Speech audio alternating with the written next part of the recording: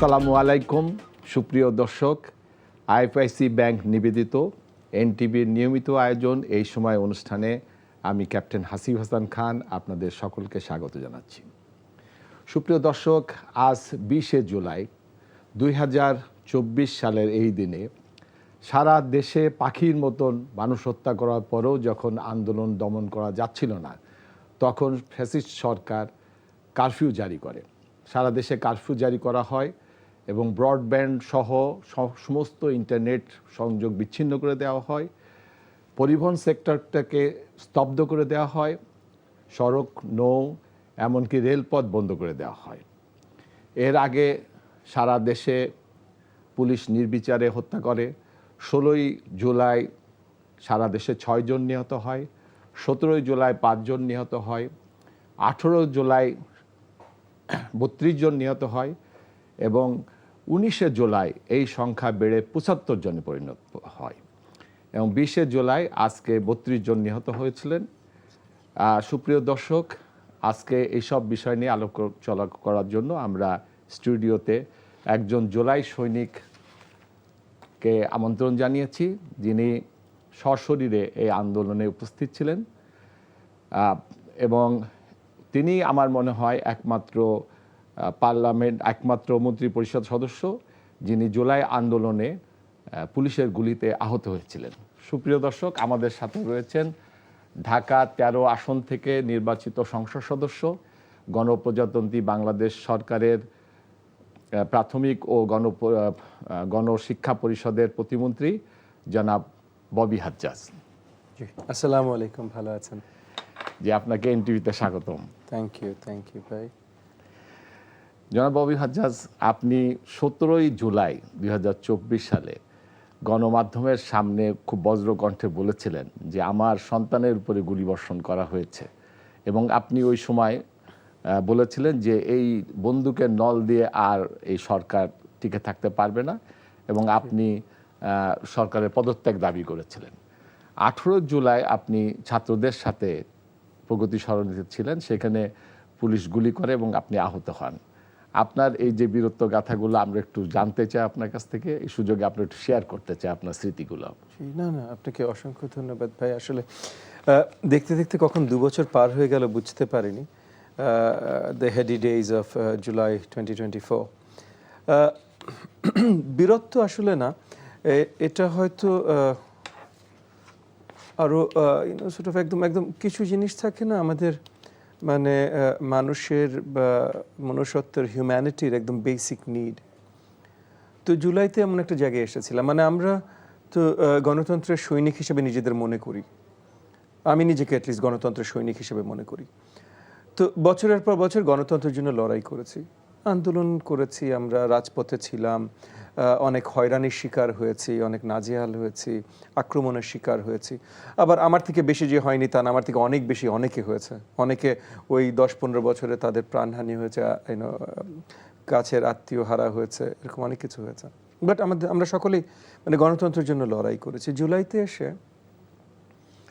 জুলাইয়ের 15 তারিখেই মোটামুটি আর কি একদম পরিষ্কার হয়ে গেল যে এই সরকারের পদত্যাগ করা উচিত বা এই সরকার থাকতে পারবে না।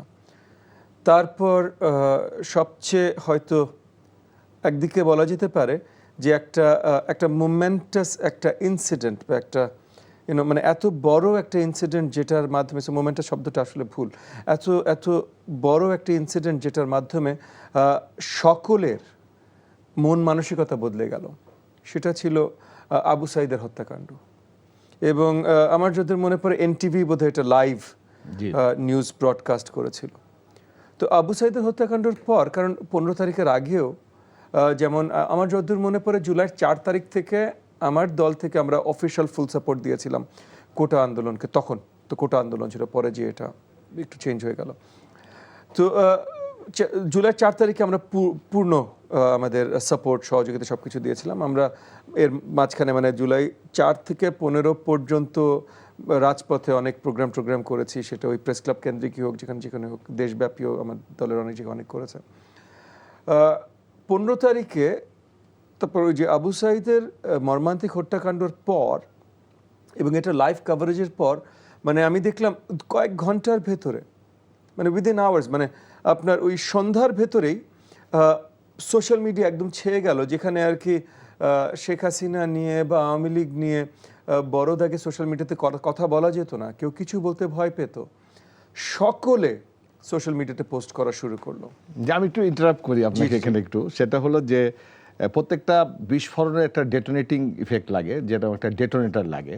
তা আপনি যেহেতু নিজেই বলছেন যে 16 তারিখে অ্যাকচুয়ালি আবু সাইদকে গুলি করা হয়, এবং আবু সাইদ যখন 2 হাত প্রসারিত করে গুলির সামনে দাঁড়িয়ে গেল বন্দুকের সাথে, এবং তার যে অব্যক্ত ভাষাটা, সেটা মারলে মারো, মরলে মরবো, কিন্তু গণতন্ত্র মুক্ত হবে, এই ভাষাটাকে আমাদের এনটিভির 2 জন সাংবাদিক, তখন মুহুমুহু গুলি চলছিল, সেই অবস্থায়ও তারা 2 জন এই ভাষাটাকে লাইভ টেলিকাস্ট করেছিলেন। আপনি জানেন যে ওই সময় আপনার টেলিভিশনগুলোর উপরে ফ্যাসিস্ট সরকারের উপরে ছিল, এবং টেলিভিশন বা আমাদের এনটিভির কর্তৃপক্ষ খুব সাহস করে এটাকে সম্প্রচার করে দেয়, এবং এটাকে যখন সম্প্রচার হয় তখন এটা ডেটোনেটিং ইফেক্টটা হয় বিশাল, যে আমি আপনার কাছে শুনতে চাচ্ছি। না, কারণ মানে টেলিভিশন চ্যানেলগুলোর উপরে, গণমাধ্যমের উপরে বিশাল প্রেশার ছিল। সো এখানে আপনার সাংবাদিকরা বা আপনার নিউজ, আপনার মানে স্টুডিও বা নিউজ এডিটররা যেই একটা অবদান রেখেছেন, এটা অনেক বড়। কয়েকটা চ্যানেল অফলাইন নিয়ে যাওয়া হয়েছিল এরকম কভারেজ দেবার চেষ্টা করবার জন্য, এবং নিশ্চয়ই আপনাদের উপর অনেক বড় থ্রেট ছিল। সো ওই আবু সাইদের ওটা যখন ছড়িয়ে গেল সবার ভেতরে, আমি দেখলাম যে ওই যে সরকারের বিরুদ্ধে যে ক্ষোভটা ছিল, সেই ক্ষোভটা কেউ ব্যক্ত করতে ভয় একটা ছিল। আমরা রাজনৈতিক কর্মী, আমরা ব্যক্ত করছি বছরের পর বছর, কিন্তু আপামর জনগণের ভেতরে ব্যক্ত করার একটা ভয় ছিল। ওই 16 তারিখ সন্ধ্যার ভেতরে এই ভয়টা কেটে গেল। তারপর 17 তারিখে তারা কি করলো, আপনার সব ক্যাম্পাস খালি করে দিল, আপনার সরকারি বিশ্ববিদ্যালয়গুলো ক্যাম্পাস খালি করে দিল। 17 তারিখ ক্যাম্পাস খালি করে দিল একদিকে, আরেকদিকে বোধহয় ওই যে তখন ওই হারুনের ভাতের হোটেল বলতে যেটা পরিচিত, ওগুলো খুব কার্যকর হলো, এবং মোটামুটি কোটা আন্দোলন ওখানে শেষ। 18 তারিখে যেটা হলো যে ওই যে কোটা আন্দোলন শেষ, যারা কোটার জন্য কখনো আন্দোলন করেনি, প্রাইভেট বিশ্ববিদ্যালয়, মাদ্রাসা, স্কুল, কলেজ, এরা সবাই রাজপথে চলে আসলো 18 তারিখে। ওই যে যেদিনকার কথা বলছেন, আমি নিজেও আহত হয়েছিলাম, আমার সাথে আরো হাজার হাজার তরুণরা আহত হয়েছিল, কয়েকজন তাদের প্রাণহানিও হয়েছে। যেমন আমি 18 তারিখে সকালে তো ওই শিক্ষার্থীদের সাথে মার্চ করা শুরু করি, এবং এটা শেষ হতে হতে বিকেল। তো বিকেলে যখন শেষ হয়, তারপর আমি শিক্ষার্থীদের মানে ব্র্যাক ইউনিভার্সিটি ওই পর্যন্ত পুরাটাই মানে রণক্ষেত্রের মতো, কোথাও আগুন জ্বলছে, ধোয়া, কোথাও কাঁদানি গ্যাস মারছে, আক্রমণ করছে, গুলি করছে, রক্ত টক্ত ভেজা তরুণরা। আমি নিজেও কিছু দূর রক্তাক্ত ছিলাম, আমার সাথে অনেকে রক্তাক্ত ছিল। আমার মনে আছে আমি গামছা শার্ট টার্ট ছিঁড়ে এক একজনকে একটু ব্যান্ডেজও করে দিচ্ছিলাম, এরকমও হয়েছে, কারণ লম্বা রাস্তা, অনেক ঘন্টা ধরে। তো এরপর আমি ব্র্যাক থেকে যখন বেরিয়ে যাই, কারণ আমি থাকি গুলশান 1-এ, তো আমি যতটুকু আহত আমার সাথে যারা ছিলেন, কারণ একদম মানে ওই আপনার মনে করেন বেলা 1টা-2টোর দিকে প্রথম গুলি বর্ষণ যখন শুরু করে, তো একদম ফুল প্রসেশনের সামনে আমি ছিলাম। তো ফার্স্ট টার্গেট আমাকে করে, আমার উপরে আপনার আক্রমণ হয়, আমি ওই যে রাবার বুলেটে আক্রমণ হয়। তারপর আমি একটা শট, মানে একটা আমার গুলিবিদ্ধ হবার পরই আমার আশেপাশে যারা ছিলেন সকলে আমাকে ঘিরে টানতে শুরু করেন, আর তখন মানে একদম এলোপাতাড়ো গুলি করা শুরু করে, রাবার বুলেটস আর কি, ওই ঝড়রা। তো এবং আমার আশেপাশে যারা ছিলেন তারা অনেকে আমাকে প্রোটেক্ট করতে যেয়ে বা ওটার জন্য আহত আমার থেকে আরো বেশি হয়েছে, অনেকে রক্তাক্ত হয়েছে, মানে আমার সাথে, আমি ওভারঅল তো হাজার হাজার হয়েছে, বাট আমার সাথে অনেকে রক্তাক্ত হয়েছেন। সো ওখান থেকে আমি চিন্তা করছিলাম তাদেরকে নিয়ে, মানে তাদেরকেও তো ক্লিনিক হাসপাতালে দিতে হবে, রাস্তা দিয়ে আবার অনেক ডাক্তারের দোকান, ফার্মাসি, ক্লিনিক, হাসপাতালে আমরাই কোলে নিয়ে অনেক শিক্ষার্থীদের ছাত্রছাত্রীদের উঠিয়ে দিয়েছি। বাট যেহেতু আর একটু সিনিয়র, তো বেরিয়ে যাওয়ার সময় ওই যে আপনার ইস্ট ওয়েস্টের ব্র্যাক পার করে, ইস্ট ওয়েস্ট পার করে আপনার হাতিরঝিলের ওদিকে ঢুকতে হবে। তো ব্র্যাক পর্যন্ত আমরা যে সিনটা দেখেছি, কিন্তু বেরিয়ে যাওয়ার পর আর এতক্ষণে মানে এইটা একটা জিনিস গুরুত্বপূর্ণ, যে মনে করেন দুপুর 1টা থেকে গুলি শুরু হয়েছে, এগুলো ছিল রাবার বুলেট, কাঁদানি গ্যাস শুরু হয়েছে। সো আমরা কিন্তু কয়েক ঘন্টা ধরে এটার আওয়াজ শুনছি। সো মানে ঠুসটা কিরকম হয় বা ঠাসটা কেমন হয়, 3-4 ঘন্টায় কান একটু অভ্যস্ত হয়ে গেছে। সো আমরা ব্র্যাক থেকে যখন বের হলাম, আমার সাথে মাত্র 4 থেকে 5 জন ছিলেন আমার খুব ঘনিষ্ঠ, যারা ওই যে এখানে আমাকে প্রোটেক্ট করতে যাওয়া হতো অনেক হয়েছে। তো আমরা যখন ইস্ট ওয়েস্টের সামনে দিয়ে যাই, ওখানেও বিশাল কাঁদুনি গাছ। তখন আবার এই সাইডটা একটু কমে গেছে, ওই সাইডটা তখন মানে ইস্ট ওয়েস্টের ওই সাইডটা মানে ব্রিজের উল্টা সাইডে ওই যে বিটিভি ইস্ট ওয়েস্ট ওই সাইডটা খুব ওখানে অনেক ইসে হচ্ছে। তো ওখানে যে আবার কাঁদুনি গ্যাসের ইস্যু হলো, তো আমরা একটু মানে কাপড় ভিজিয়ে এমনি মুখটুক পেঁচিয়েছিলাম, একটু পেঁচিয়ে ওইখানে একদম পুরো ডিফারেন্ট গুলির আওয়াজ শুনি। মানে আমার জীবনে আমি এটা কখনো শুনিনি আর কি। আর এর আগে হয়তো তেমন বেশি কিছু অত শুনি, বাট কয়েক ঘন্টা ধরে যেহেতু এটা শুনছিলাম, সো এটা পুরো ডিফারেন্ট আওয়াজ মনে হয়েছে। এবং আমি এখনো মানে এটা কখনো ভুলবো না আমি, আমার স্মৃতিটা, যে আমরা এক সাইডে মানে ওই যে লেকের এক সাইডে মানে ব্রিজের ওই এক সাইডে, আর আরেক সাইডে কিছু তরুণরা, এখন শিক্ষার্থী ছিল না, ছিল কিছু তরুণরা ওই ইস্ট ওয়েস্টের ওই গেটের ওই সাইড থেকে আর কি ছুটে ছুটে আসছে, ছুটে যাচ্ছে এই টাইপের আর কি, ইস্ট ওয়েস্ট ওই রাস্তাটার সামনে দিয়ে। তো তখন জাস্ট ওই কিছু গুলির আওয়াজ শুনলাম, একটা তরুণ দেখলাম ওখানে দাঁড়িয়ে ছিল, জাস্ট ধাপ করে পড়ে গেল, জাস্ট ফেল। এবং মানে আমরা তো কিছু দূর দূরে, মানে মনে করেন হয়তো অ্যাটলিস্ট 50 মিটার্স দূরে, অ্যাটলিস্ট 50 মিটার্স, কিন্তু তখন ওই সিনগুলো এমন মানে লাইক মাথায় একটু অন্যভাবে কাজ করে আর কি। সো মনে হচ্ছে হয়তো একটু ক্লোজ আপ দেখছি বা এরকম, মানে ছিলাম বেশ দূরেই। এবং যতদূর মনে হলো, এগেন আমি পুরোপুরি ভুল হতে পারি, ইমাজিনেশনও হতে পারে, বাট মানে পড়ে গেল, তো পড়ে যাওয়ার পর মনে হলো যে ওর আশপাশ দিয়ে পুরো লাল হয়ে গেল। ওই দিন 32 জন মারা গেছে এবং উত্তরায় আমি জানি না স্যার, কারণ মানে আমি আপনাকে সত্যি কথা বলি যে আমি ওই যে ডিফারেন্ট যেগুলির আওয়াজ, যেটাতে আমি দেখলাম যে ওই যে একজন তরুণ পড়ে গেল, আশেপাশে সব লালচে হয়ে গেল, আমি ধরেই নিচ্ছি যে ওখান থেকে ওনাকে হয়তো ইদার কোনো একটা তার লিম হারিয়েছেন, হাসপাতাল খুব বাজেভাবে হসপিটালাইজড হয়েছেন, বা হয়তো জীবিত ফিরে আসেননি। কিন্তু ওখানে যত রাউন্ডস মারা হচ্ছিল মানে জাস্ট ওই জায়গাটায়, কারণ অনেকগুলো রাউন্ড মারা হচ্ছিল, একজনকে দেখেছি আমি পড়ে যেতে, যে যত রাউন্ড মারা হচ্ছিল তাতে মানে খুব আশ্চর্যজনক হবে না কিন্তু যদি ওখানেও বেশ কিছু প্রাণনাশ হয়ে থাকে। তো তারপর ওখান থেকে বেরিয়ে এসে আমি শুনলাম, তখন অলরেডি হয়তো বিকেল 5টার কাছাকাছি হয়ে গেছে, হয়তো আমি এক্সাক্ট টাইমটা মনে নেই। তো ওখান থেকে এসে আমি তো বেরিয়ে এসে, কারণ এখানে মোবাইল কানেকশন নাই, তো ওখান থেকে বেরিয়ে এসে তো আমি বাসে যে ইন্টারনেট আমার লোকজন সব ইন্টারনেট নিউজের সাথে যোগাযোগ করছি আমরা, ওই যে এনটিভি বা যতই বলেন সবাইকে জানাতে চেষ্টা করছি। তো তখন আমি জানতে পারলাম যে দুপুর 3টার দিকে ক্যান্টনমেন্ট থেকে বোধহয় অনেকগুলা এইচভ্যাক বেরিয়েছিল, এবং তখন বোধহয় সবাই একটা ধারণা করেছিল যে মার্শাল ল এরকম কিছু একটা তখন বা কিছু একটা বড় কিছু ইমার্জেন্সি বা কিছু একটা তখন ডিক্লারেশন আসবে, কিন্তু পরে আসেনি।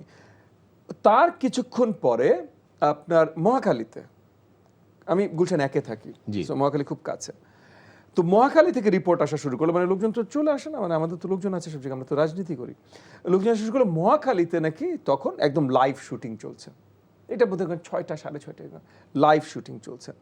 তো মানে তখন বুঝতে পারছি যে এই সরকার আর নাই, কারণ একটা সরকার যেটা নাটক করে, এগেন মানে ওই স্বৈরাচারী সরকার, আওয়ামী লীগের স্বৈরাচারী সরকার একটা নাটক রচনা দিয়েছিল যে তারা গণতান্ত্রিক সরকার নির্বাচনের মাধ্যমে এসছে, এটা পুরো নাটক ছিল। কিন্তু এই নাটকের যে আবরণটা সেটাও যখন মুছে যায়, যেটা 18 তারিখে একদম পরিষ্কার ছিল, তারপরে এই সরকার থাকতে পারে না। তারপর তো 20 তারিখে অ্যাকচুয়ালি তারা ইমার্জেন্সি কল করলো, অ্যান্ড সো করলো। সো মানে আমি এখনো মানে অবিশ্বাস্য, 20 তারিখে আমি আত্মগোপনে গেলাম, এবং আমার যতদূর মনে পড়ে মোটামুটি আমাদের যত রাজনৈতিক আমাদের ইশারা ছিলেন আর কি, নুরুল হক নূর বলেন বা জোনায়েদ সাকি বলেন বা যারাই আমরা ছিলাম, এক একজন আমাদের জায়গা থেকে যে যাওয়ার মতো করতে চেষ্টা করছিলাম, মোটামুটি সবাই 20 তারিখের ভেতরে আত্মগোপনে যেতে বাধ্য হয়। তখন কারফিউ জারি হয়েছে, আত্মগোপনে যেতে, মানে তখন তো তুলবে, সবাই জানে। এবং এগেন মানে আপনিও জানেন যে আমাদের সবারই তো কিছু শুভাকাঙ্ক্ষী আছে থাকে, হ্যাঁ, মানে সেটা ওই প্রশাসন বলে যেখানে কিছু শুভাকাঙ্ক্ষী তো থাকে। সো আমাদেরকে অগ্রিম কিছু ওয়ার্নিং দিয়ে দেয় যে ভাই মানে আপনি এখানে আছেন তাহলে থেকেন না, আমি আপনাকে ফোনে পাচ্ছি মানে আপনি সিকিউর না, আপনি মানে আমি যেন আপনাকে ফোনে না পাই, এই ধরনের মেসেজ তখন আমাদের কাছে আসে আর কি। এটা 19 তারিখ থেকে আসা শুরু হয়, 20 তারিখে এত শক্তভাবে আসে যে তখন অবভিয়াস যে মানে ইদার ওরা তুলে নিয়ে যাবে। আর তখন সরকার মানে সরকারি ফোর্স বা মানে সরকারি ফোর্স বলবো না, এই স্বৈরাচারী ফোর্স এতটাই হিংস্র হয়ে উঠেছিল যে কাকে তখন কি করবে ওরা নিজেরাও জানে না। মানে রাজনৈতিক পর্যবেক্ষকরা বলেন যে 20 তারিখের এই ঘটনাটাই এক দফাতে চলে যায় আমাদের আন্দোলনটা, যে এই সরকারকে আর থাকার কোনো সুযোগ নাই। তো নেগোসিয়েশনের যে সুযোগটা 20 তারিখে তারা এই কারফিউ দিয়ে ইন্টারনেট বিচ্ছিন্ন করে তারা যে ঘটনাটা ঘটায়, তাতেই বোঝা যায় যে এই সরকার আর থাকবে না। আপনার কাছে আমার আপনার জুলাই স্মৃতি আমরা যে শুনলাম, এবং আপনি যেটা বলেছিলেন যে 17 তারিখে আপনি বলেছিলেন যে বন্দুকের দিয়ে আর এই সরকার টিকে থাকা সম্ভব না, সেটাই হয়েছে, পরে সরকার পালিয়ে গেছে।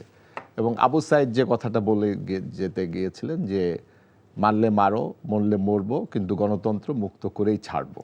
আল্লাহর রহমত সেই গণতন্ত্র মুক্ত হয়েছে, একটা নির্বাচন হয়েছে, এবং নির্বাচনের পরে আপনি বাংলাদেশ সরকারের সব থেকে যেটা মূল্যবান, যেটা হলো যে আমাদের ভবিষ্যৎ, আমাদের ছাত্রদের ভিত্তিটা, সেটার দায়িত্ব পেয়েছেন আপনি। প্রাথমিক ও গণশিক্ষা মন্ত্রণালয়ের আপনি প্রতিমন্ত্রী। একটা দেশ গঠনের জন্য তাদের ভিত্তিটা হলো আমাদের এই শিশুরা।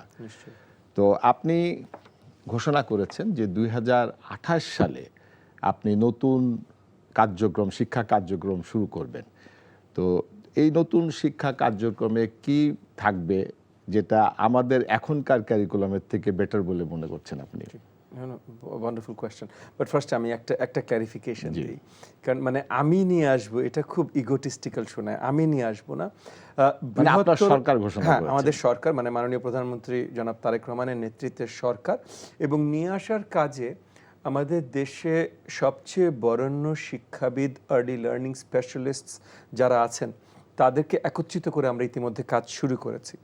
সো আমরা আশাবাদী যে 28-এ যে নতুন বলেন বা সর্ট অফ ইমপ্রুভড বলেন, কারণ আসলে আমরা অনেক ইমপ্রুভমেন্ট আনছি, তো এতটা ইমপ্রুভমেন্ট আনছি যে কেউ চাইলে এটাকে পুরো নতুন বলতে পারে, বাট আসলে নতুন না, মানে পুরনো অবকাঠামোর উপরেই অনেক ইমপ্রুভমেন্ট করে অনেক চেঞ্জেস নিয়ে আসছি। এবং এটা আমরা আশাবাদী যে 2028-এ স্কুল ইয়ারে একদম পরিপূর্ণভাবে এই ইমপ্রুভ কারিকুলামটা আমরা শুরু করতে পারবো। তো এই কারিকুলামটাতে বড় দাগে যে চেঞ্জেসগুলো, প্রথম সবচেয়ে গুরুত্বপূর্ণ যে চেঞ্জটা, সেটা হলো যে প্রাথমিকে যে ফাউন্ডেশনাল লার্নিং, মানে ভাষা এবং গণিত, এই ফাউন্ডেশনাল লার্নিং গ্লোবাল বেস্ট প্র্যাকটিসেসগুলোর আবরণে বা মানে বেস্ট প্র্যাকটিসেসগুলো এমুলেট করে আরও শক্তিশালী করার কাজ চলছে। সো আমার শিক্ষার্থীদের ভাষার শিক্ষা, গণিতের শিক্ষা যেন আরও শক্ত হয়, এটা গুরুত্বপূর্ণ। এরপরের বড় চেঞ্জটা আসছে হলো যে আপনার ভ্যালিউ বেসড এডুকেশনের উপরে অনেক গুরুত্ব দেওয়া হচ্ছে। So civic values, religious values, family values. So কারণ আমরা দেখেন, আমরা আমাদের প্রচেষ্টা থাকবে সবচেয়ে ভালো সিটিজেন, মানে ভালো নাগরিক তৈরি করার। ইঞ্জিনিয়ার হলো কিন্তু নাগরিক ভালো হলো না, সরকারি চাকরিতে গেলে করাপশন, চুরি চামারি করলো, অন্য চাকরিতে গেলে অন্য কিছু করলো, এই জিনিসগুলো থেকে আমরা দূরে সরে আসতে চাই।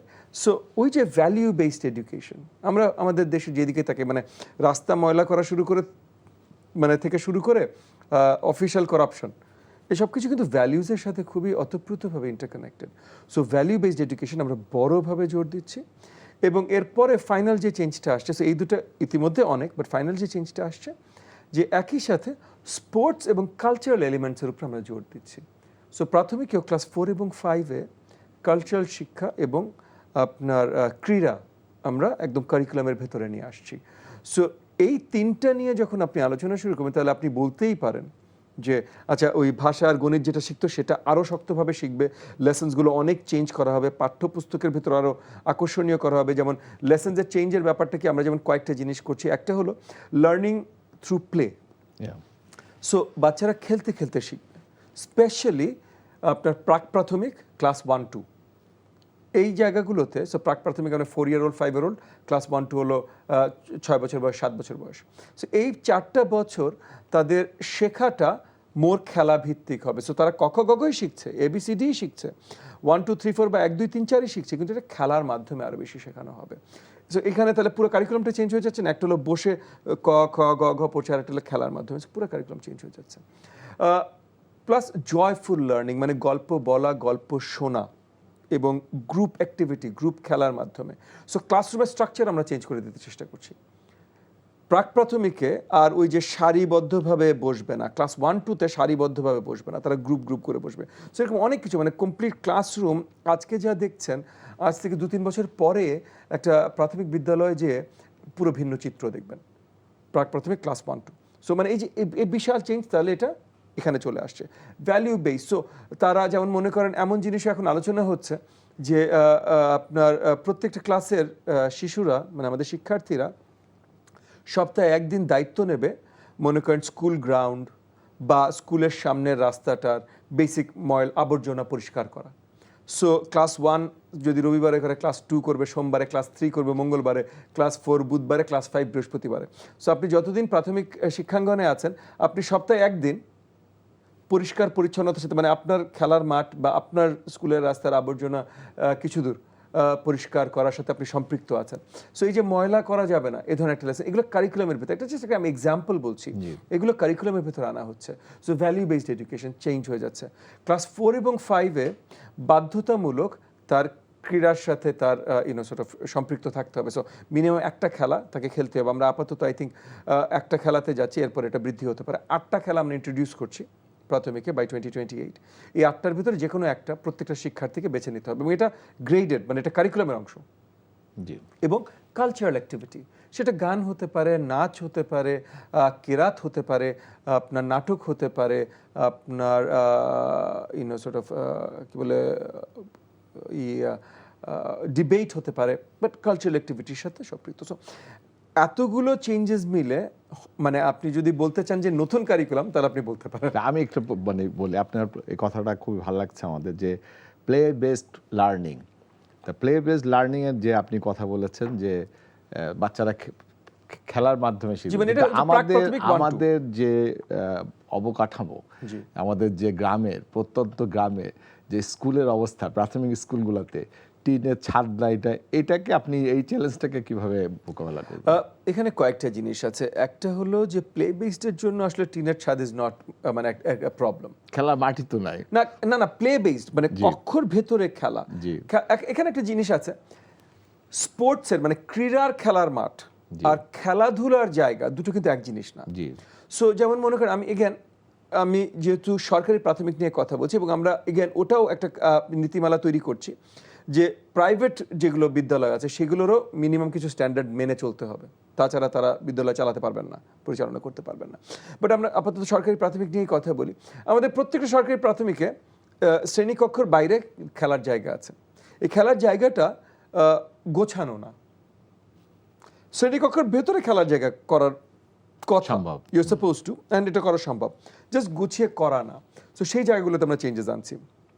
একই সাথে ছোটোখাটো কিছু জায়গায় তো মানে জরাজীর্ণ বিল্ডিং আছে, সেগুলো এমনিও আমাদের রিপ্লেস করতে হবে। তো সেগুলোর কাজে ইতিমধ্যে আমরা হাত দিয়েছি, বড়ভাবেই হাত দিয়েছি। তো সেই জায়গাগুলোতে এইরকম ডিজাইনের, মানে এরকম ডিজাইন মানে যে এক্সপেন্সিভ তা না, কিন্তু মানে যেই দামে হচ্ছিল, খারাপ হচ্ছিল, একই দামে হবে কিন্তু ভালো হবে। সো ডিজাইনে চেঞ্জেস আনা হচ্ছে, খরচে না কিন্তু। সো এই জায়গাগুলোতে আমরা আশাবাদী যে আমরা 28-এর যে যাত্রাটা শুরু করব, তারপরে পুরোপুরিভাবে সফল হতে আরও 2-3 বছর লাগবে।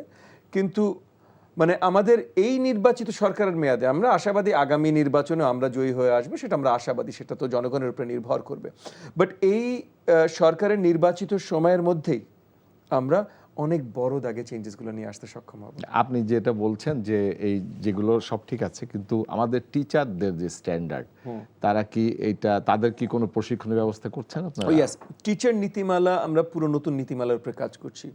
সো তাদের স্ট্যান্ডার্ড, তাদের স্যালারি, যেমন এখন আপনি যদি প্রাথমিক, সরকারি প্রাথমিকের দিকে দেখেন, আমার শুধু দুটো স্তর আছে, একটা হলো সহকারী শিক্ষক, একটা হলো প্রধান শিক্ষক, দ্যাটস ইট, আর কোনো তৃতীয় স্তর নেই।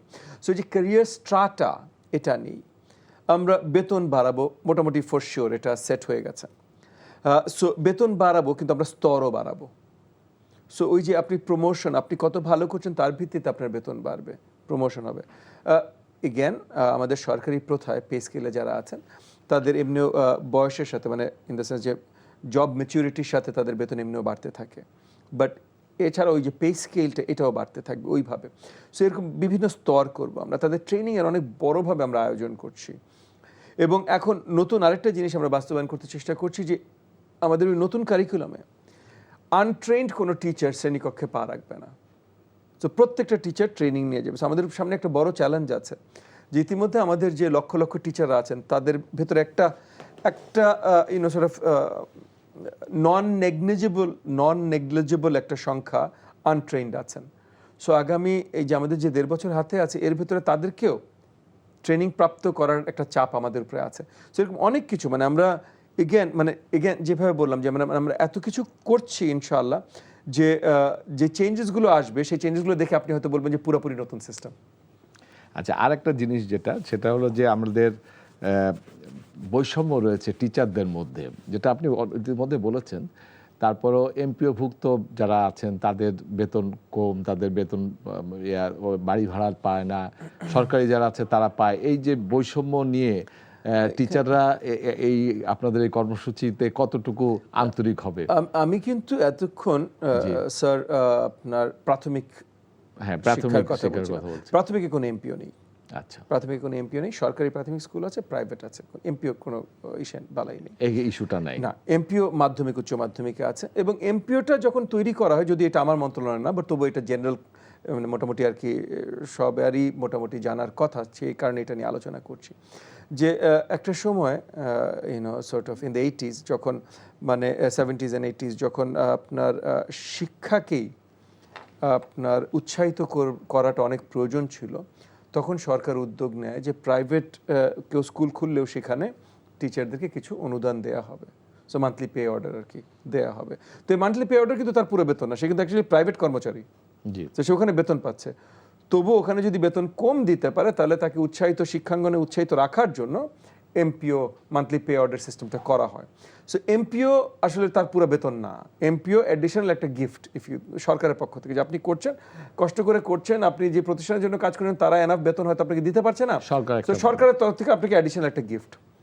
কিন্তু এইখানে বিগত কয়েক দশক ধরে আমরা দেখেছি যেখানে অনেক অন্যায় প্র্যাকটিসেসও হয়েছে, মানে করাপ্ট প্র্যাকটিসেসও হয়েছে, যে একটা র্যান্ডম স্কুল খুলে দিয়ে তারপর এমপিওকরণ সরকারের কাছে করে ওটার ভাতা খাওয়া, এরকম অনেক কিছু হয়েছে।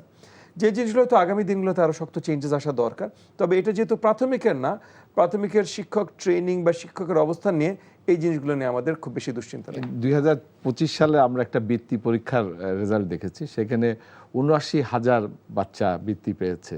এটাকে আপনি কিভাবে মূল্যায়ন করেন? আমরা মানে দেখেন 25-এর যে বৃত্তি পরীক্ষাটা 25-এর শেষে হবার কথা ছিল, অন্তর্বর্তীকালীন সরকার সেটা করেনি। সো 26-এ এসে আমরা সরকারি দায়িত্ব নেওয়ার পরপরই আমরা অ্যানাউন্স করি যে বৃত্তি পরীক্ষাটা যেহেতু ইতিমধ্যে হওয়ার কথা ছিল এবং বৃত্তিটা মেইনলি দেয়াই হয় শিক্ষার্থীদের এবং তাদের পরিবারবর্গকে উৎসাহিত করার জন্য যেন শিক্ষার্থীরা শ্রেণীকক্ষে আসে। সো আমরা এই সরকার মাননীয় প্রধানমন্ত্রীর নেতৃত্বে এবং ওনার ইনস্ট্রাকশনসে সেই বৃত্তি পরীক্ষাটা নেওয়া হয় এবং মাশাআল্লাহ অনেক বড় বৃত্তি পরীক্ষার তালিকা হয় মাশাআল্লাহ, সেটা অ্যানাউন্স করা হয়েছে সপ্তাহ দুয়েক আগে। তবে আগামী বছর থেকে মানে 2026-27-এর যে বৃত্তি পরীক্ষা হবে, আমরা ইতিমধ্যে অ্যানাউন্স করেছি যে বিগত দিনগুলোতে যে স্টাইপেন্ড দেওয়া হতো, বৃত্তি যেটা দেওয়া হতো, সেটা প্রত্যেকটা স্টেজে ডাবল করা হচ্ছে এবং আগামীতে আমাদের প্রচেষ্টা থাকবে যে শিক্ষার্থীদের উৎসাহিত করবার জন্য আরও যদি বাড়াতে হয় আমরা আরও বাড়াবো। সো কত মানে শিক্ষার্থীদের পরিমাণ মানে কতজন বৃত্তি পাচ্ছেন সেই সংখ্যাটাও বাড়াবো, প্লাস বৃত্তি অ্যাকচুয়ালি কত টাকা পাচ্ছে সেই সংখ্যাটা ইতিমধ্যে আমরা বাড়িয়ে দিয়েছি, ডাবল করে দিয়েছি। আগামী দিনগুলোতে আরও প্রয়োজনে বাড়াবো। সরকার একটা সিদ্ধান্ত নিয়েছেন, আমরা দেখছি পত্রিকায় যে আপনারা ইউনিফর্ম দিয়ে বলছেন যে প্রাথমিক সবাই একই ইউনিফর্ম পরবে এবং একই পোশাক পরবে, একই জুতা পরবে। এই বিষয়ে যদি একটু আমরা মানে মাননীয় প্রধানমন্ত্রী এবং আমাদের নির্বাচনী ম্যানিফেস্টোতে এর আগে থেকেই বলা ছিল যে এরকম অনেক কিছু উদ্যোগ আমরা নেব আমরা যদি সরকার গঠন করতে পারি। আমরা সরকার গঠন করেছি, বাংলাদেশের জনগণ আমাদের উপর আস্থা রেখেছেন, আমাদের মাননীয় প্রধানমন্ত্রী জনাব তারেক রহমানের উপর আস্থা রেখেছেন। সো এখন সময় হলো ডেলিভার করবার এবং free uniform, free school bags, আপনার মিড ডে মিল মানে একবেলা ফ্রি পুষ্টিকর খাদ্য, এই জিনিসগুলো আমরা আগে প্রমিস করেছি। কারণ এই জিনিসগুলো প্রমিস করার মূল কারণ হলো যে কোনো শিক্ষার্থী যেন স্কুলের বাইরে না থাকে। মানে হতদরিদ্র পরিবারের সন্তানও যদি হয় যে বাবা মা পাঠাতে পারছে না, যে আমার বাচ্চা যাবে খাবার টাকা নাই, সো অ্যান্ড সো ফোর্থ, বা যাবে অন্য বাচ্চারা জামা পরে আছে আমার বাচ্চার জামা নাই, সো এইগুলো কোনো এক্সকিউজ যেন না থাকে, তারা যেন উৎসাহিত হন তাদের সন্তানদের শ্রেণীকক্ষে পাঠানো, স্কুলে পাঠানোর। সেই কারণে আমাদের এই উদ্যোগগুলো, আমাদের সরকারের এই উদ্যোগগুলো, আমরা এই মিড ডে মিলের পাইলট কয়েক মাস আগে শুরু হয়ে গেছে। আমরা দেখেছি কিছু ভুল ত্রুটি এই পাইলটের মধ্যে দেখেছি, যেগুলো আমরা শুধরাচ্ছি। আমি বিশ্বাস করি ইতিমধ্যে বেশিরভাগ প্রবলেমগুলি আমরা ওভারকাম করতে সক্ষম হয়েছি, তবু আরও 1-2 মাস আমরা দেখব। কারণ আগামী বছর আমরা এই পাইলটটাকে ফুল নেশন ওয়াইড রোল আউট করতে চাই। সো 2027 সাল থেকে সকল সরকারি প্রাথমিক বিদ্যালয়ের শিক্ষার্থীরা প্রতিদিন পুষ্টিকর একটা মিল পাবে। ইউনিফর্মটাও আগামী বছর থেকে আমরা ফুল রোল আউট করতে চাই। সো ইউনিফর্মের পাইলট আমরা এই আগামী 1 মাসের ভেতরে আমরা রোল আউট করছি, ইনশাআল্লাহ। মাননীয় প্রধানমন্ত্রী উদ্বোধন করবেন। আপনারা এখানে কি কি দিবেন, মানে ওদেরকে মানে ফুল ইউনিফর্ম, ফুল ইউনিফর্ম, ব্যাগও দিবেন একটা? আমরা শুনছি যে ব্যাগটা নাকি আপনারা এই যে পাটের ব্যাগ, এগেন আমরা পাইলট করছি পাটের ব্যাগ থেকে, এবং এখানে পাট মন্ত্রণালয়ের দায়িত্বে যারা আছেন ওনাদের বিশাল সহযোগিতা ছাড়া এই জিনিসটা আমরা করতে পারতাম না।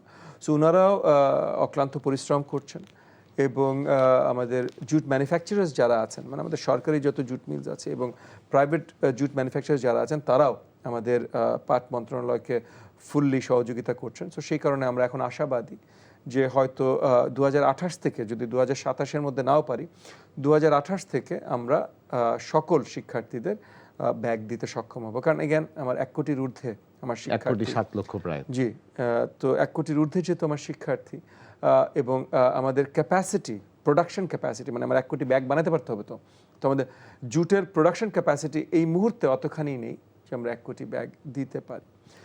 একই সাথে আমাদের পরিকল্পনা আছে শুধু ইউনিফর্ম না, জুতোও দেবো আমরা সাথে। তো সেখানে এই যে 1 কোটি জুতার পেয়ার, তো আমাদের এখানে আবার ক্যাপাসিটির কিছু লিমিটেশন আছে। যেমন মনে করেন জামা কাপড়ে বাংলাদেশ বিশ্বে রেডিমেড গার্মেন্টসের একদম টপ 1-2টা দেশের ভেতরে আছে পুরো বিশ্বে। সো 1 কোটি জামা বানানো বাংলাদেশের কাছে আসলে কোনো বিষয় না, বা 1 কোটি কি 5-10 কোটি জামাও বানানো 1-2 মাসের ভেতরে আমাদের দেশের ফ্যাক্টরিগুলোর জন্য কোনো বিষয় না।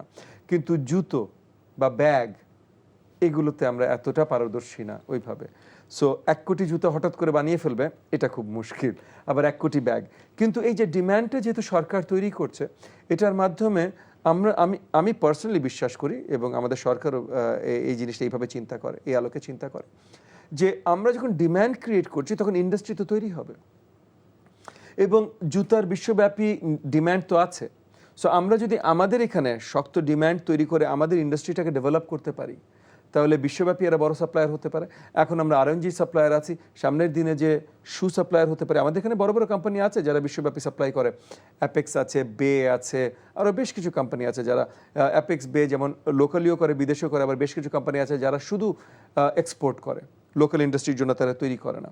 সো এদেরকেও, স্পেশালি লোকাল ইন্ডাস্ট্রিতে যারা কাজ করে, তাদেরকে আরও উৎসাহিত করে আরও শক্তিশালী ইন্ডাস্ট্রি করতে পারি আমরা। আপনার কাছে আরেকটা প্রশ্ন মাননীয় প্রতিমন্ত্রী, যে এই যে পরিকল্পনা আপনাদের, এই বাজেটটা কিভাবে আপনারা ম্যানেজ করতে পারেন বলবেন? এই বাজেট তো ইতিমধ্যে, মানে আমি যত কিছু আলোচনা করছি সেগুলো কিন্তু ইতিমধ্যে 26-27-এর বাজেটের ভিতরে ইনক্লুডেড। 2026-27 এই যে মাত্র যে আমরা বাজেট করছি, পাইলটগুলো না, অনেকগুলোর তো ফুল প্রোগ্রাম 27-এর শুরু থেকে শুরু হচ্ছে। সো এগুলো ওই বাজেটের ভিতরে ইনক্লুডেড। প্লাস আপনি বুঝবেন যে আমাদের সরকার, মাননীয় প্রধানমন্ত্রী এবং আমাদের সরকার নীতিগতভাবে প্রমিস বাউন্ড যে আমরা 5% জিডিপির 5% নিয়ে আসবো টোটাল এডুকেশন বাজেট। 1.34 মতো ছিল জিডিপির গত বছর আপনার জিডিপির অংশ এডুকেশন বাজেট। 26-27-এ এটা 1.34 সামথিং থেকে আমরা 2% অফ জিডিপি নিয়ে এসেছি, এবং 2%-এর ভিতরে এত কিছু আমরা কভার করতে পারছি, এবং আগামী কয়েক বছরের ভিতরে এটা আমরা 5%-এ উত্তীর্ণ করতে চাই।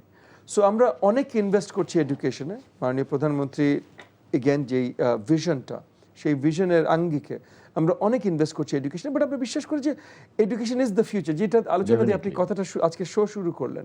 তো এখানে যদি আমরা সঠিকভাবে ইনভেস্ট করি, আগামী দিনে এই ইনভেস্টমেন্টটা শত শত গুণ আমাদের জাতির কাছে ফিরে আসবে। এটা একটা ইনভেস্টমেন্ট। জি। আরেকটা জিনিস যেটা হলো যে শিক্ষার অভিন্ন মানদণ্ডের কথা বলা হচ্ছে। তো আমরা তো দেখছি মানে মাদ্রাসাতে একরকম শিক্ষা হচ্ছে, ইংলিশ মিডিয়ামেতে একরকম শিক্ষা হচ্ছে, নর্মাল একটা শিক্ষা হচ্ছে। এটা একটা কমন কোনো মিনিমাম একটা মানদণ্ড। প্রাথমিকে এটা আমরা সাজানোর কাজ ইতিমধ্যে শুরু করে দিয়েছি, এবং আমরা ইনিশিয়ালি 4টা ক্রাইটেরিয়ার উপরে ফোকাস করছি। একটা হলো আপনার কারিকুলাম। সো আপনি মাদ্রাসা হন, ইংলিশ মিডিয়াম হন, বাংলা মিডিয়াম হন, একটা মিনিমাম কারিকুলাম ক্লাস 5 পর্যন্ত আপনাকে পড়াতে হবে। সো গণিতের একটা মিনিমাম, বাংলার একটা মিনিমাম, ইংরেজির একটা মিনিমাম। যে ইংরেজি মাধ্যম স্কুল, সে ইংরেজি এর থেকে আরও অনেক বেশি পড়াচ্ছে, কোনো অসুবিধা নেই। যে বাংলা মিডিয়াম স্কুল, সে বাংলা হয়তো আমরা যে মিনিমামটা ধরিয়ে দিচ্ছি তার থেকে অনেক বেশি পড়াচ্ছে, কোনো অসুবিধা নেই।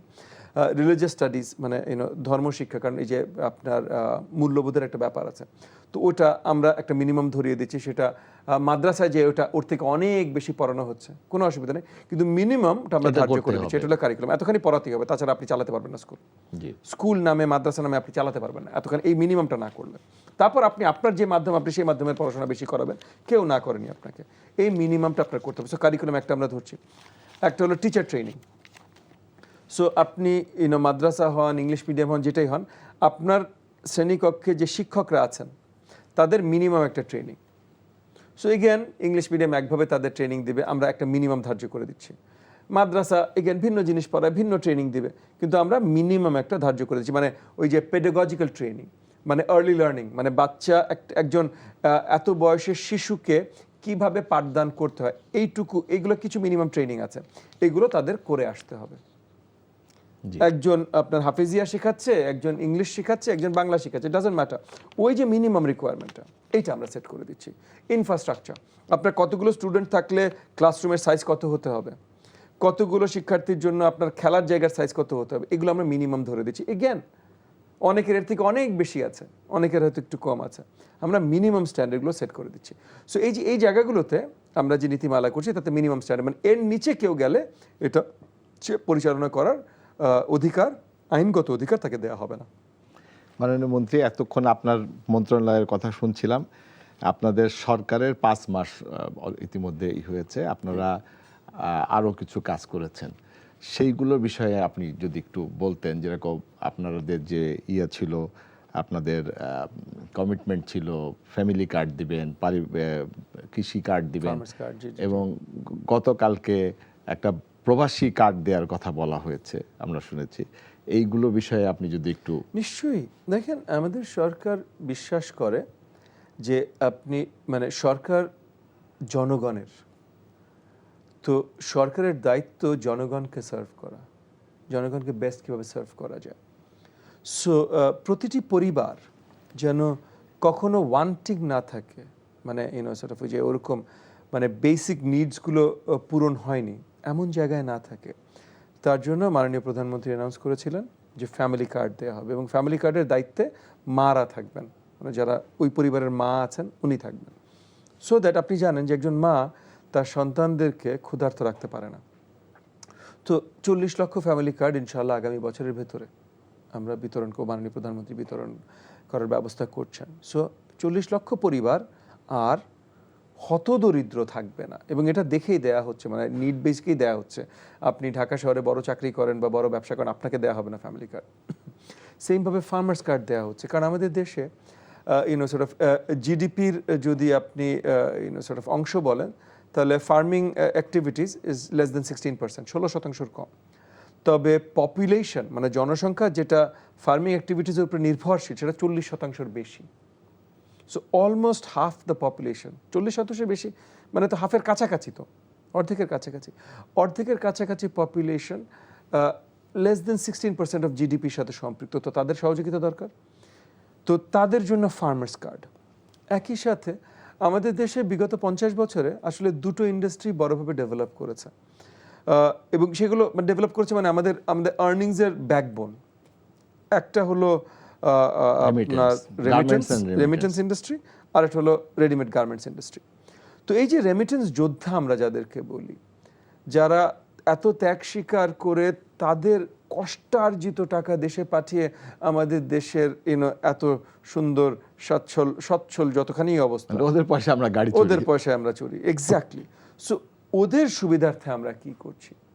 তো সেখানে ওই যেটা মাননীয় প্রধানমন্ত্রী ইতিমধ্যে অ্যানাউন্স করেছেন, সো এই সরকারের প্রত্যেকটি প্রচেষ্টা জনগণকে ক্ষমতায়নের প্রচেষ্টা। এই জায়গা থেকে আমি বিশ্বাস করি যে আমরা যেভাবে কাজ করছি, আমাদের মাননীয় প্রধানমন্ত্রী যে ভিশনটা আছে, উনি যেভাবে কাজ করছেন এবং যেভাবে লিড করছেন, আগামী 5 বছর যদি, 5 মাস হয়ে গেছে, 4.5 বছর একটু বেশি, আগামী 4.5 বছর যদি আমাদের এই ভিশন, মাননীয় প্রধানমন্ত্রীর ভিশন বাস্তবায়ন করার কাজটা আমরা সঠিকভাবেও করতে পারি, মোটামুটি সঠিকভাবেও করতে পারি, এই দেশের চেহারা অনেক দূর বদলে যাবে ইতিবাচকভাবে। আপনি মাননীয় মন্ত্রী, আপনি আপনার একটা এলাকা আছে, সেটা হলো ঢাকা 11, 13। ঢাকা 13-তে আপনি নির্বাচনের আগে কিছু প্রতিশ্রুতি দিয়েছিলেন, বিশেষ করে সেখানকার আইন শৃঙ্খলার বিষয়ে। সেই বিষয়ে আপনি এখন কিভাবে দেখছেন আইন শৃঙ্খলা? আমরা কন্টিনিউয়াসলি কাজ করছি, ইমপ্রুভমেন্টও হয়েছে, সব ঠিক হয়ে গেছে তা না, আশপাশ দিয়েও না, তবে ইমপ্রুভমেন্টও অনেক হয়েছে। এখানে যেমন মনে করেন আমরা নতুন দুটো থানার ব্যবস্থা করছি। সো আপনার রায়েরবাজার থানা, বসিলা থানা, এবং এই দুটো বাই আর্লি 2027, মানে আগামী বছরের শুরুর দিকেই দুটোই বাস্তবায়িত হয়ে যাবে। আপনার ওখানে যত ধরনের মাদক ব্যবসা ট্যাবসা এগুলোর উপরে আমরা বড়োভাবে শক্ত নজরে আনতে চেষ্টা করছি। একই সাথে যেমন মনে করেন একটা প্রবলেম ছিল, এবং এটা শুধু আমার এলাকার না, মানে মোহাম্মদপুর সবচেয়ে বেশি ডিসকাসড কেন, যে ঢাকা শহরের সবচেয়ে ক্রাইম প্রবণ যে এলাকাগুলো আছে, যার মধ্যে মোহাম্মদপুরও আছে, কিন্তু আরও বেশ কিছু এলাকা আছে, কিন্তু ওই জায়গাগুলোতে শিক্ষিত মধ্যবিত্তর আবাসন কম। মোহাম্মদপুরে বেশিরভাগই থাকে শিক্ষিত মধ্যবিত্ত, সো তাদের এগুলো নিয়ে আলোচনা হওয়ার অনেক বেশি। আমি যেমন আপনার এনটিভিতে এখন যদি আপনি একটু খোঁজ নেন, আপনি দেখবেন হাফের আপনার যত কলিগরা আছেন এনটিভিতে, স্টাফ বলেন যাই বলেন, মিনিমাম অর্ধেক মোহাম্মদপুরের বাসিন্দা। ঢাকা শহরের অর্ধেক কিন্তু মোহাম্মদপুর না, কিন্তু আপনার ফুল অফিসার দেখবেন মিনিমাম অর্ধেক মোহাম্মদপুরের বাসিন্দা। অ্যান্ড দ্যাটস দ্য কেস, যে শিক্ষিত মধ্যবিত্তর একটা বড় জায়গা হলো মোহাম্মদপুর, এবং ক্রাইম জোন যে জায়গাগুলো আছে তার ভিতরে মোহাম্মদপুরও পড়ে। সো মোহাম্মদপুরের কথাটা আমরা সবচেয়ে বেশি শুনি। Anyway, but that a side. So এই মাদকে একটা বড় প্রবলেম হলো যে মাদক ব্যবসায়ীদের ধরা হয়, কিন্তু খুব অল্প সময়ের ভিতরে তারা বেইলে বের হয়ে যায়। তার জন্য নতুন আইন প্রণয়ন করা হচ্ছে, যে মাদক রিলেটেড ক্রাইমসে যদি ধরা পড়ে তাহলে বেইলেবল হবে না এবং এত লম্বা সেন্টেন্স হবে। সো এটাও বন্ধ হয়ে যাবে। সো এরকম অনেক কিছু আমরা করছি, মানে আমি আমার এলাকার জন্যও করছি, এবং সরকার, মানে টোটাল সরকার ব্যবস্থা, ক্যাবিনেট থেকে পার্লামেন্ট থেকেও আমরা করছি, যে এই জিনিসগুলোর একটা বড় বদল ইনশাল্লাহ খুব অল্প সময়ের ভেতরে আমরা দেখতে পারবো। আপনার এখানে মানে শিক্ষার অবস্থা কেমন? আমার ওখানে শিক্ষার অবস্থা খুবই ভালো, খুবই মন্দ, মানে দুটোই আছে। ইন দ্য সেন্স কি, যে ঢাকা শহর বা পুরো দেশের স্বনামধন্য বেশ কিছু এডুকেশন ইনস্টিটিউশন আমার এলাকায় আছে, মানে সেন্ট জোসেফ স্কুল বলেন, আপনার মানে মোহাম্মদপুর প্রিপারেটরি বলেন, আপনার আমাদের রেসিডেন্সিয়াল মডেল বলেন, মানে অনেক কলেজ স্কুল আছে যেগুলো মানে পুরো দেশে, মানে আমি যেমন মনে করেন, এগেন অনেকে মনে করেন যে এমপি সাহেবকে ফোন দিলে হয়তো তার সন্তানের স্কুলে অ্যাডমিশনটা সহজ হয়ে যাবে।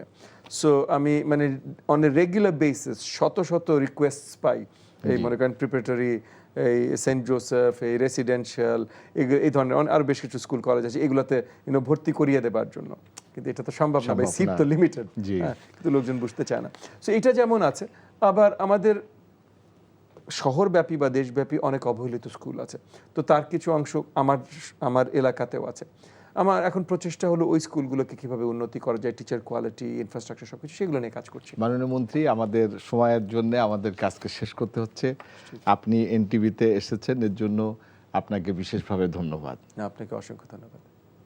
সুপ্রিয় দর্শক, আপনারা এতক্ষণ শুনছিলেন আমাদের জুলাই যোদ্ধা এবং বাংলাদেশ সরকারের প্রতিমন্ত্রী।